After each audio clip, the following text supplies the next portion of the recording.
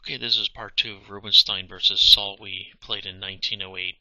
It's a Queen's Gambit decline Torch defense, and White had just played its 16th move, Rook to F2, and now Black plays Knight to D7. So now attacking the bishop here. For a third time, where it's only defended twice. So White decides to take out the bishop. And if you think about it, it's also one of the pieces that's helping to move the pawn to c5. So in effect, it looks like maybe Black's getting the best of White, but it's not. White is actually taking out sort of a defender of the c5 square. Black must recapture with the rook. Now White plays queen to d4, so we can see that this rook move here, where I said supported e2, so now the queen comes into play. The queen is now centralized. It's now attacking or helping to support the c5 square also.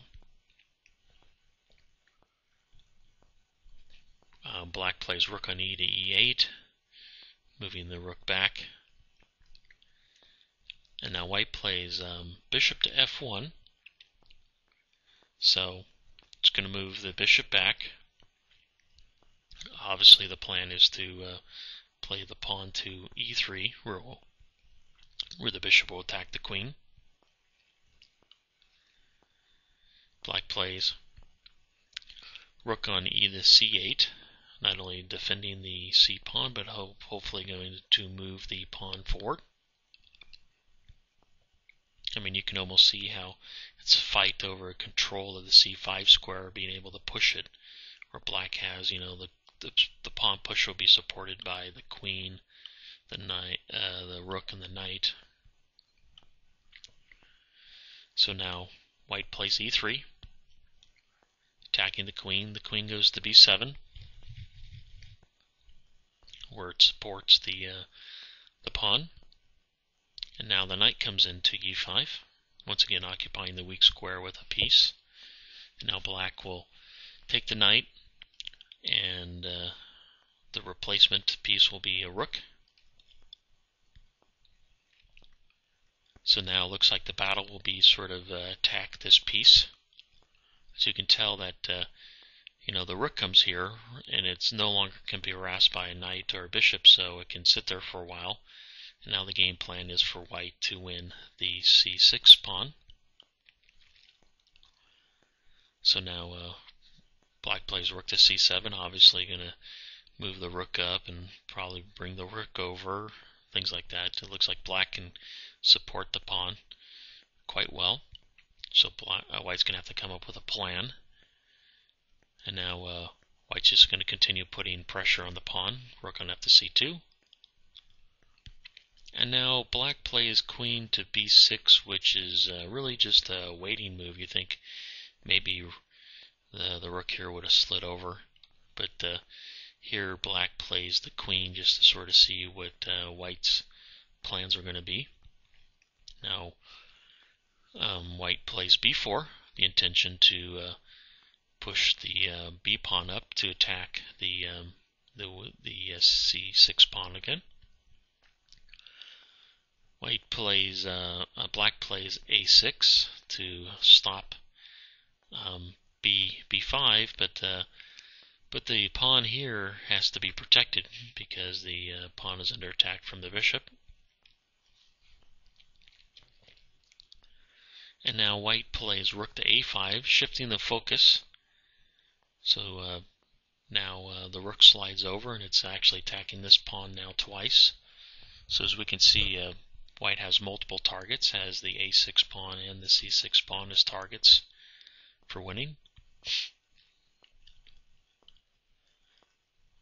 And now Black will play rook to b8 to support the queen. One option what looks tempting is for Black to take the queen, but that doesn't work because of this. He takes d4, and now this pawn, the c6 pawn, is attacked twice, so black has to defend it. So the bishop comes back, and then white just takes the queen pawn, and if black takes the rook, then white gets the rook on c7. So that's why black plays b8, supporting the queen. White plays a3, supporting the b pawn. Black plays rook to a7, defending the a6 pawn. And once again, the other option is bishop to c8, but then white just plays queen takes b6, rook takes b6, and once again we have that little trick. So back to rook to a8, and now white gets this pawn, and black takes the rook, and the queen takes the rook, so white has won the c6 pawn. Probably demoralized black, and maybe strategically won the game at this point. Now black plays rook to a8, because the pawn there was under attack twice. So queen to c5. And unfortunately I'm running out of time, so I'm going to have to go through these moves quickly. And now the queen to b7. Black doesn't want to exchange queens. The king comes to f2, white's king comes to f2 to get a move more towards the center in case the endgame occurs, and to support the pawns. h5, black's just sort of playing some waiting moves. White plays bishop to e2 to stop in case black gets a piece down in white's territory, to stop any checks. White plays another waiting move with a pawn.